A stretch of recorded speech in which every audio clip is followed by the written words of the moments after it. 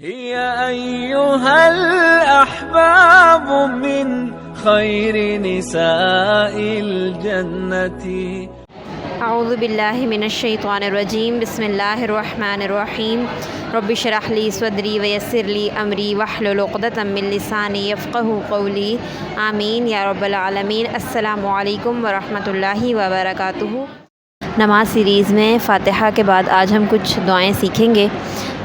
نماز میں سب سے پہلے ہم تکبیر کہتے ہیں، یعنی کہ اللہ اکبر کہہ کر ہاتھ اٹھا کر اللہ اکبر کہتے ہیں. اس کے بعد ہم ثنا بیان کرتے ہیں اللہ کی. اس کے بعد ہم فاتحہ پڑھتے ہیں. اس کے بعد ہم کچھ قرآن مجید کی صورتیں تلاوت کرتے ہیں. ہم ایک دو چھوٹی صورتوں کو بھی ڈیپلی اسٹڈی کریں گے انشاءاللہ تعالی، لیکن بعد میں. پہلے ہم رکوع کی دعائیں کچھ سیکھیں گے.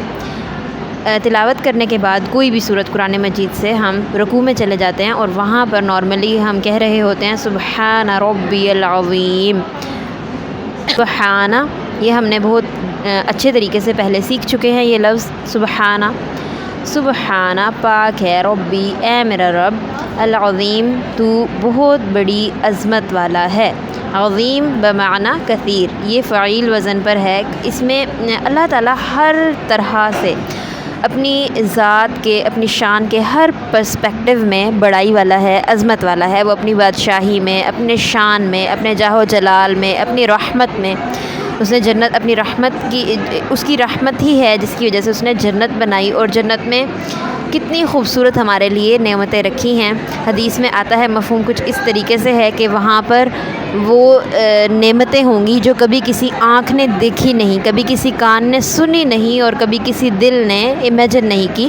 لیکن دیکھنے کے لیے تو یہ ہے کہ ہمیں اس پوائنٹ پہ جانا پڑتا ہے اور جا کے دیکھنا پڑتا ہے. دیکھنا ایک دور کی چیز ہوتی ہے. سننے میں یہ ہے کہ اگر کوئی امریکہ سے ہو کر آیا وہ ہمیں وہاں کا حال بتائے گا اور ہمیں پتہ چل جائے گا کہ وہاں پر کیا چیز ہے. لیکن امیجنیشنز میں ہم بہت آگے جا سکتے ہیں. ہم گھوڑے پہ اڑ سکتے ہیں، ہم پانی میں غوطے لگا سکتے ہیں. امیجنیشنز میں ہم بہت زیادہ آگے جا سکتے ہیں. جو جتنا زیادہ ذہین اتنی زیادہ اسٹرانگ اس کی امیجنیشنز.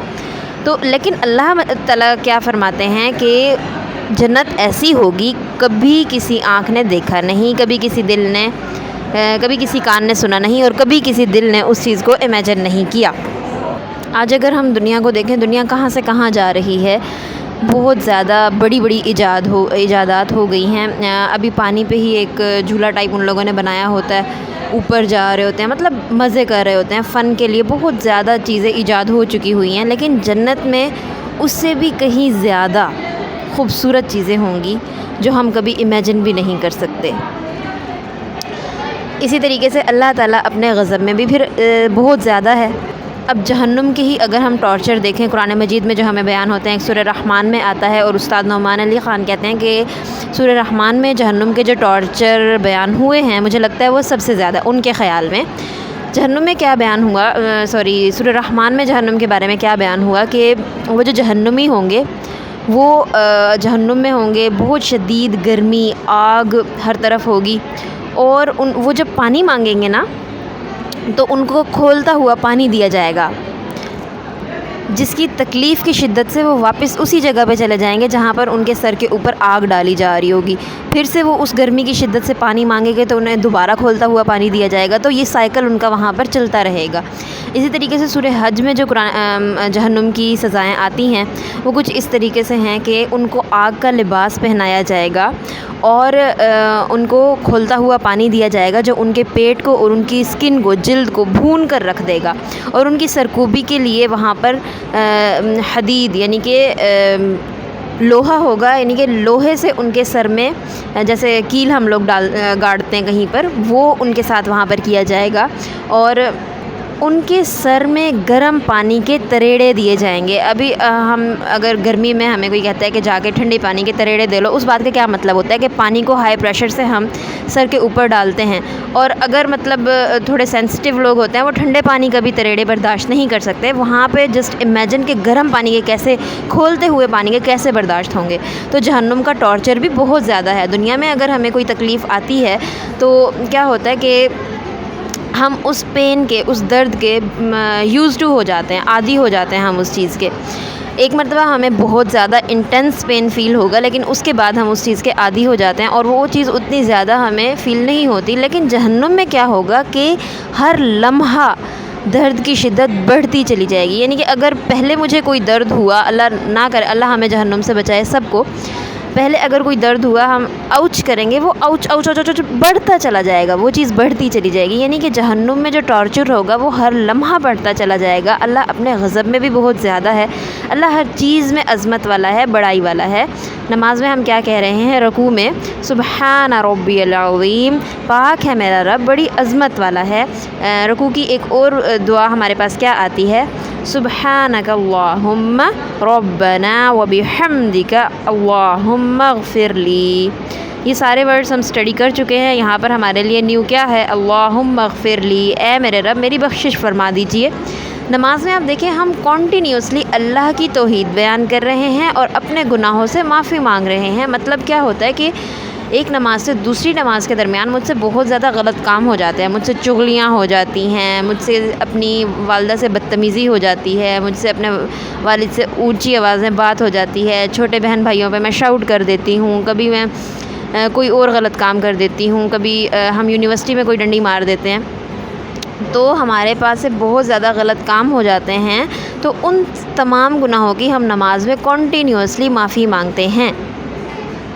سبحانکا، پاک ہے اے اللہ، اللہم، اے میرے رب، ربنا، اے ہمارے رب، شدت سے یعنی کہ میں اپنے رب کو پکار رہی ہوں بار بار، وبحمدک، میں تیری حمد کے ساتھ تیری تسبیح بیان کرتی ہوں، اللہم اغفر لی، اے میرے رب مجھے بخش دیجئے. اچھا ایک اور چیز قابل غور یہاں پر کیا ہے؟ ہم نماز میں کنٹینیوسلی اللہ کو تو یعنی کہ یو جو حاضر کا صیغہ ہے اس سے ہم اللہ تعالیٰ کو بار بار پکار رہے ہیں.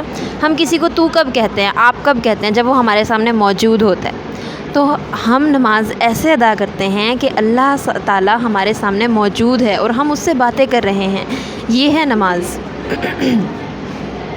بخاری مسلم میں حدیث آتی ہے، عائشہ صدیقہ رضی اللہ تعالی عنہا راوی ہیں، فرماتی ہیں کہ ہمارے پیارے نبی صلی اللہ علیہ وآلہ وسلم رکوع اور سجود میں متعدد مرتبہ یہ دعائیں مانگا کرتے تھے. سبحانک اللہم ربنا وبحمدک اللہم اغفر لی. ابھی جتنی دعائیں ہم سیکھیں گے آپ ساری بھی یاد کر سکتے ہیں، اور جو آپ کو ایزی لگیں آپ وہ بھی یاد کر سکتے ہیں. لیکن ہمیں دعائیں یاد کرنی چاہیے تاکہ ہم اپنا رکوع لمبا کر سکیں، اپنا سجدہ لمبا کر سکیں، اپنا قیام لمبا کر سکیں، اپنا جلسہ لمبا کر سکیں، اپنی رفوع پوزیشن کو لمبا کر سکیں. انشاءاللہ تعالی ہم ایک لیکچر میں یہ بھی ڈسکس کریں گے کہ ان پوزیشنز کا ہماری باڈی کے اوپر کیا ایفیکٹ ہوتا ہے. دیکھیں ایک تو اسپرچول بینیفٹس ہیں نا نماز کے، لیکن فزیکل بینیفٹس بھی ہیں، میڈیکل بینیفٹس بھی ہیں. انشاءاللہ تعالی ہم وہ بھی ڈسکس کریں گے. تو ہمیں اپنے رکوع کو، اپنی جو بھی نماز میں پوزیشن ہوتی ہے اس کو تھوڑا سا لمبا کرنا چاہیے، تھوڑا تحمل کے ساتھ نماز پڑھنی چاہیے، آرام سے نماز پڑھنی چاہیے. یہ جانتے ہوئے نماز پڑھنی چاہیے کہ ہم کس ہستی کے سامنے کھڑے ہوئے ہیں، کس ہستی سے ہم کلام ہو رہے ہیں. اپنے کپڑوں کو پاک رکھنا چاہیے، اپنے صاف ستھرے کپڑے پہن کے ہمیں نماز پڑھنی چاہیے. ایک نماز کی تیاری کرنی چاہیے. اذان سے پہلے ہمیں وضو کر لینی چاہیے اور پھر ہمیں جو ہے نماز کی طرف جانا چاہیے.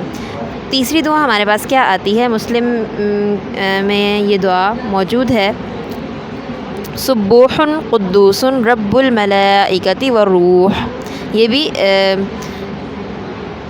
رکوع اور سجدہ دونوں میں یہ دعا مانگی جا سکتی ہے. سبوح قدوس رب الملائکۃ والروح، اے ملائکہ اور روحوں کے رب تو پاک ہے، تو سب سے زیادہ پاک ہے اور تمام تسبیحات تیرے ہی لیے ہیں. چوتھی دعا ہمارے پاس کیا آتی ہے؟ سبحان ذی الجبروت والملکوت والکبریاء والعظمہ. یہ بھی ہم سجدہ اور رکوع دونوں میں مانگ سکتے ہیں. عوف بن مالک رضی اللہ تعالی عنہ اس کے راوی ہیں اور ابو داؤد اور سنن نسائی کی یہ حدیث ہے.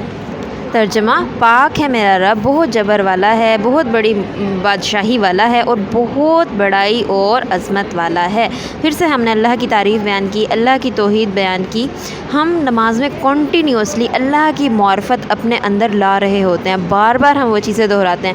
اللہ تعالیٰ کی معرفت، اللہ کو ہم بار بار پہچانتے ہیں تاکہ ہم ایک نماز سے دوسری نماز کے درمیان جو وقفہ ہے اس میں گناہوں سے بچ سکیں. اگر ہمیں کوئی بھی کام کرتے ہوئے میں کوئی غلط کام کرنے لگی، اگر اللہ یاد آ جائے گا تو میں اس کام سے بچ جاؤں گی۔ ظاہر ہے اللہ کی یاد یہی ہے، اقیم الصلاۃ لذکری، کہ میری یاد کے لیے نماز قائم کرو۔ تو ظاہر ہے جب ہم کوئی بھی غلط کام کرنے لگیں گے اور اللہ یاد آ جائے گا پھر ہم اس غلط کام سے رک جائیں گے۔ 5ویں دعا ہمارے پاس کیا ہے، اور یہ انشاءاللہ تعالی ہماری آخری دعا ہوگی۔ اللہم لک رکعت ولک آمنت ولک اسلمت خشع لک سمعی وبصری ومخی وعظمی وعصبی۔ ترجمہ، اے اللہ میں نے تیرے لیے رکوع کیا، جو میں عبادت کر رہی ہوں، چاہے وہ رکوع ہے چاہے میرا سجدہ ہے، کچھ بھی ہے وہ صرف آپ کے لیے ہے۔ اے اللہ تجھ پر میں ایمان لے کر آیا، تیرا فرما بردار ہوا، جھک گئے تیرے سامنے میرے کان، میری آنکھ، میرا مغز، میری ہڈی اور میرے پٹھے۔ جھکنے کا کیا مطلب ہے کہ اب میں ان کو اپنی مرضی سے استعمال نہیں کروں گی، بلکہ اے اللہ جو طریقے آپ نے مجھے بتائے میں ان طریقے سے ان چیزوں کو استعمال کروں گی۔ ایسا نہیں ہے کہ میں اپنے کانوں کو اپنی مرضی سے استعمال کروں کہ گندے ولگر گانے سن کے اور پھر میں نماز پڑھنے آ رہی ہوں۔ اوبویسلی پھر اس چیز سے ہماری نمازوں میں خشوع نہیں آ سکتا۔ آنکھوں کو میں گندی چیزیں دیکھنے کے لیے استعمال کروں اور پھر انہی آنکھوں سے میں قرآن مجید پڑھوں، نماز پڑھوں، تو اس طریقے سے ہماری نمازوں میں ہماری زندگیوں میں خشوع نہیں آ سکتا۔ ہمیں اللہ کا فرما بردار بننا پڑے گا، ہمیں اللہ کا عبد بننا پڑے گا، پھر ہی ہماری زندگیوں میں اور ہماری نمازوں میں خشوع آ سکتا ہے۔